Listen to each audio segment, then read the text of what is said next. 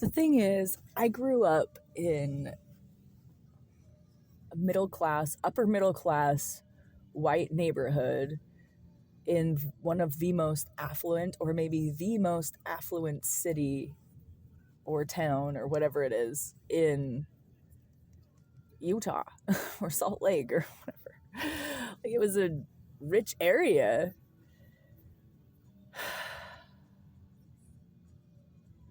So people, and we came from a poorer city. We kind of we moved there. I wasn't born there, but we moved there to get away from the crime, because there's a lot of crime in the poorer section where I was living before.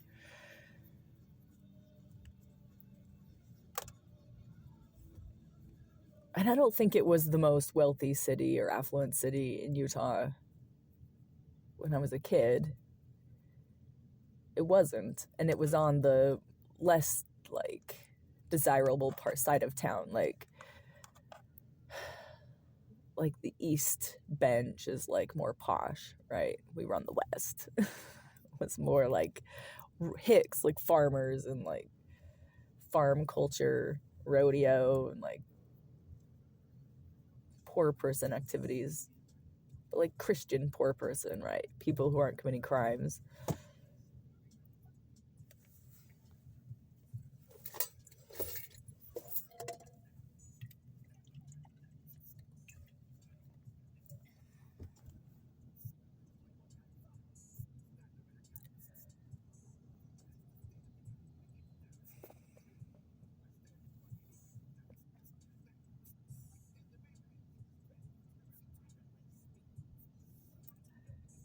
So when I entered into a different culture, it was a shock. It was a culture shock.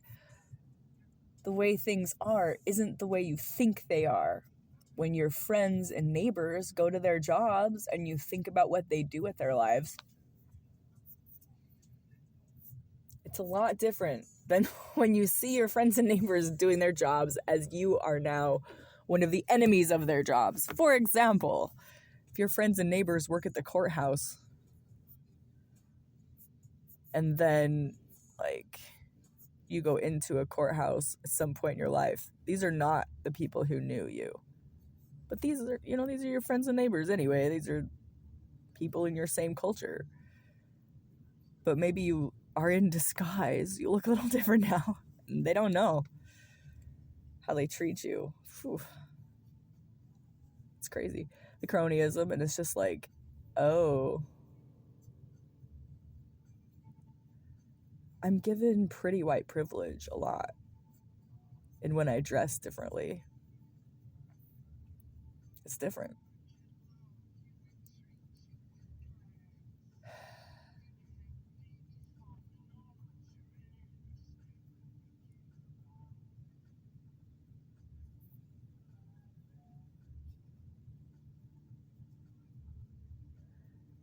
And when they smile at you, but underneath they're angry, that's the worst. That's the very worst. These people in authority. And so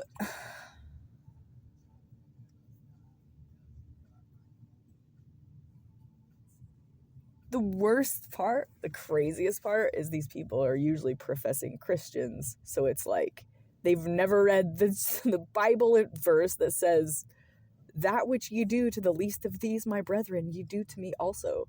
I was an hungered, and ye clothed me not."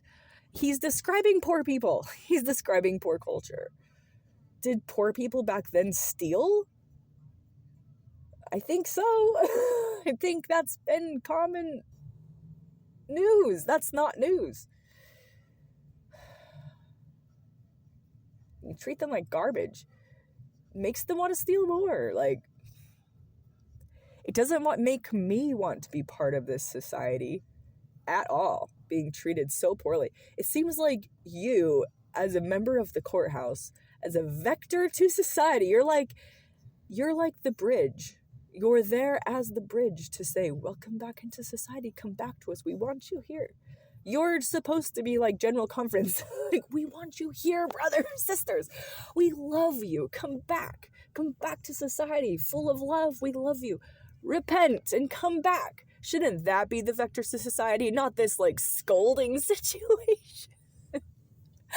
I'm in the jail for a new charge, not anything wacky. I have a traffic ticket, a humble traffic ticket. I'm just there to pay my fine. But I asked for a community service option, which really seemed to put them out every step of the way. Why even offer it if it's going to put you out so bad? Like, community service should be for the community. This is a service for the community. It's not cleaning your own building. I mean, it could be because it's a community building, I guess. That makes sense. It was just so bafflingly mishandled. I don't know, because I was also told it was road crew, so I showed up dressed and prepared for road crew. There's like a different set of tools you need in your backpack for cleaning crew versus road crew. Specifically, if I'm cleaning, I'm going to bring a mask and gloves, and I'm an anti-masker, but not when it comes to cleaning chemicals, and who knows what they're using over there. Horrific stuff. So of course I'm going to use gloves and a mask, and they're probably going to be like, you don't need gloves. Like, nobody uses gloves, da-da-da. Maybe they'll have gloves. I don't know. I'm just judging. But judging by the state of the customer service I received was extremely lacking, extremely off-putting, and just horrific. Just like unwelcoming, unfriendly. That which you do to the least of these, my brethren, you do to me also. Come on. Like, you're doing it to Jesus. I'm not saying I'm Jesus, but Jesus is in the least of us. He feels our pain, you know? People are being treated as the least. You need to not be the one doing that stuff. And not everybody is vulnerable about it. Not everybody overshares. People, it often comes out in things like, smile, I'm gonna blow a hole in your neck. Smile, I'm gonna blow a hole in your neck. And leave you standing there looking stupid like that. Everybody jumps to the juggalo sound. So fuck out of here if you ain't down with the... So I think what the juggalos are saying, you know, if we listen to what Violent J's saying, it's like, look, you're treating us bad. Of course it's like this. And you might be so mad you want to break stuff.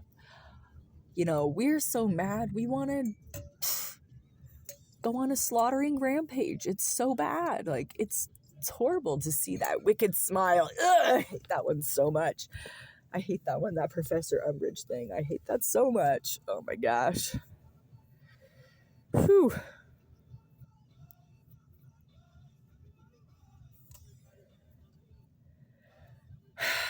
The juggalos are supposed to be inclusive too. I don't really fit in with the juggalos because I was raised literally on like the most wealthy city in Utah.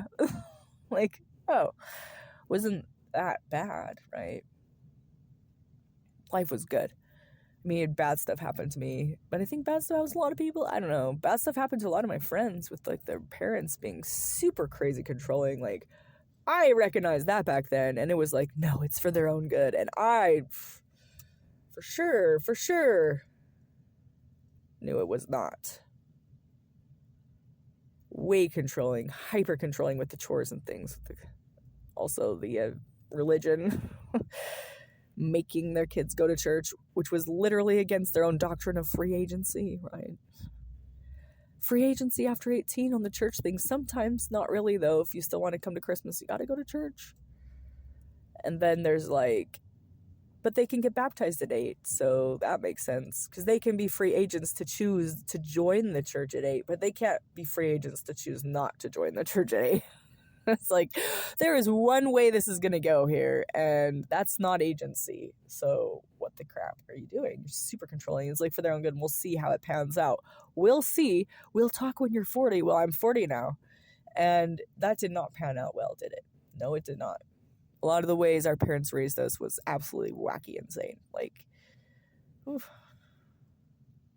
Or we could just do the Jesus stuff, or we could do the God stuff. But it's ubiquitous. It's here in the courthouse. It's here in all the infrastructure. It's mostly that older generation, too. Those boomers complaining about everybody else. Oh, boy. That's the only reason I complain about them. They started the complaining about generations thing. Or did their parents start that? I don't even know if I would have thought about that. About generations in those terms. Because there's people of all ages. I don't know. Maybe you would. There's people in your category. Do we think more along those lines, though? Is it more like that? More pronounced because of school? Because of public school? Because of how we've arranged our society in age ranges, age categories? Like elementary school, middle school, high school? And how your society is, like, based fundamentally on, like, your fundamental childhood structures where you got yelled at lunch and, like, couldn't, I don't know, couldn't choose your own life, couldn't do stuff.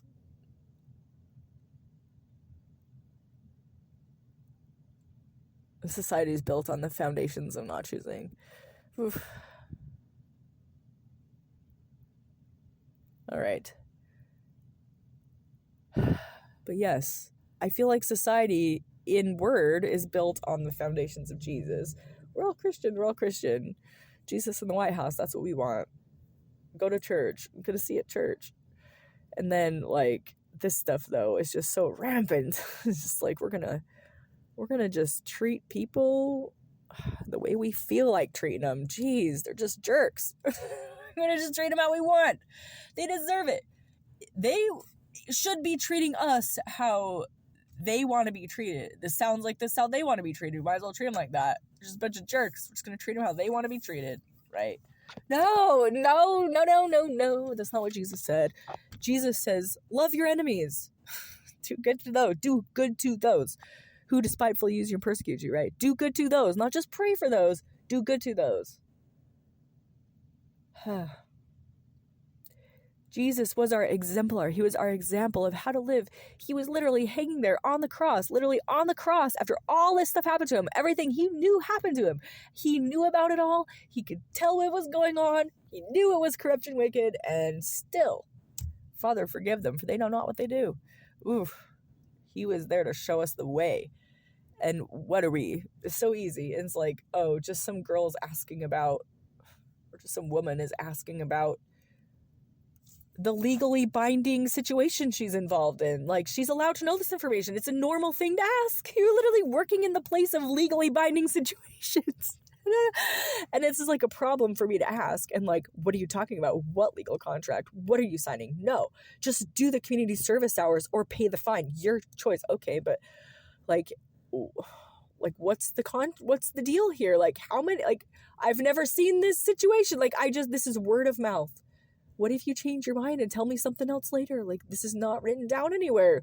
Well, it is written down, but you owe $5 to get it. It's like, okay, I will do, like, if that's what it is, like, but if I just can understand the situation, that if is it this situation, like, it was just very difficult to, like, just ask questions to understand the situation. And I think this is what Violent J is talking about when he's like, you know what? These people are corrupt. This is a horrendous situation to be involved in. It's like, yes, it is.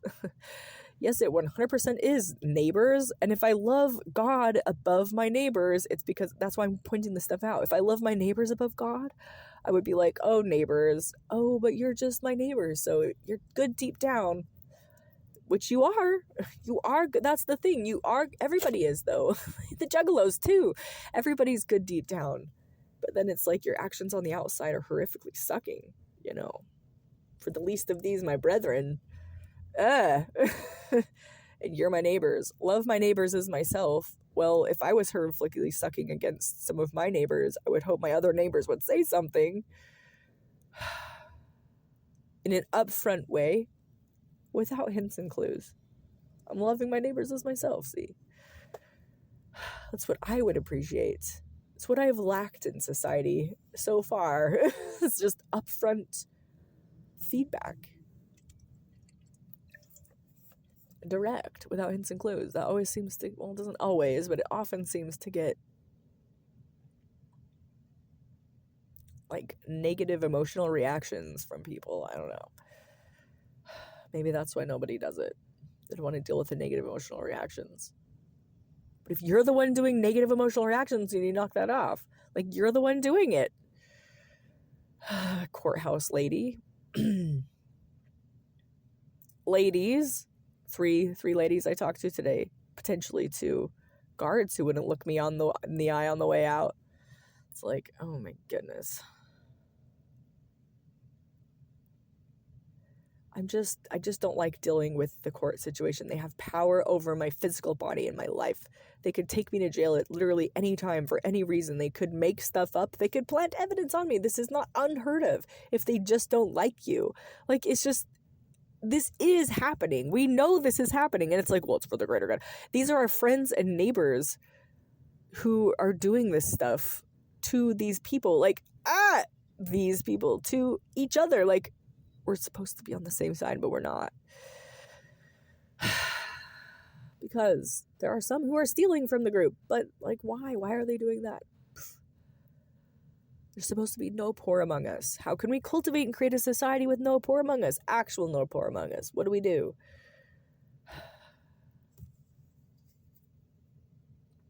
Maybe that is the question we should be brainstorming rather than like, oh no, how can we...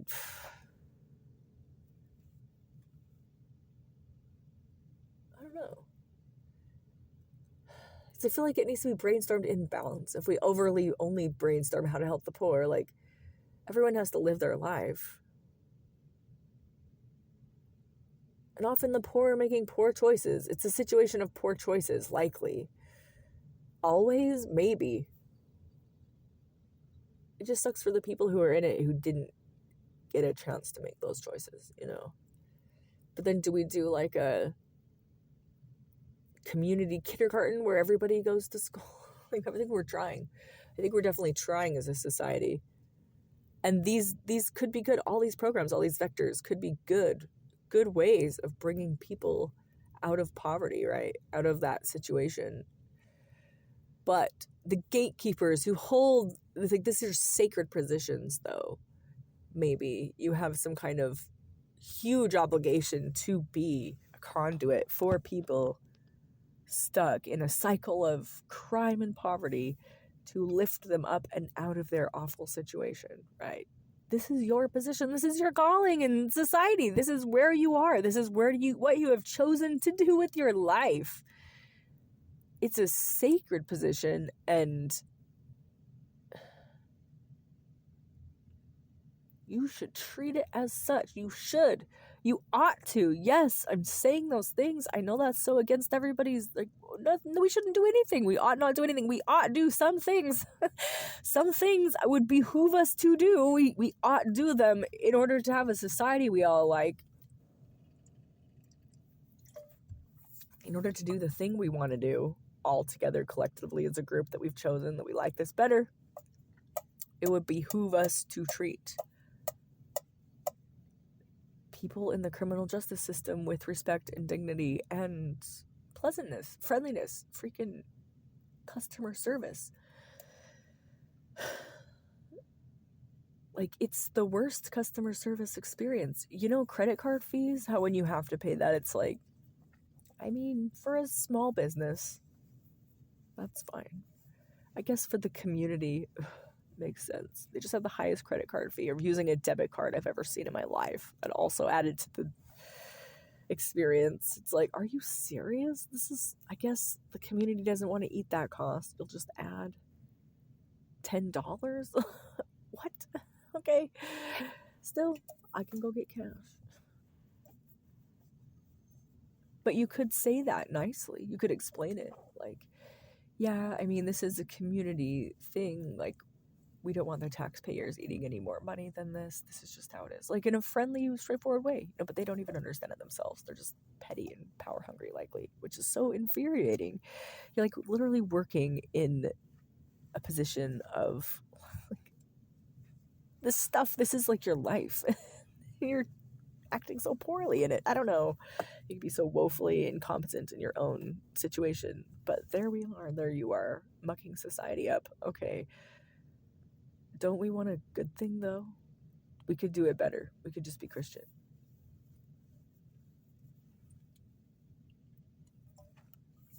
We don't have to be so cronyism.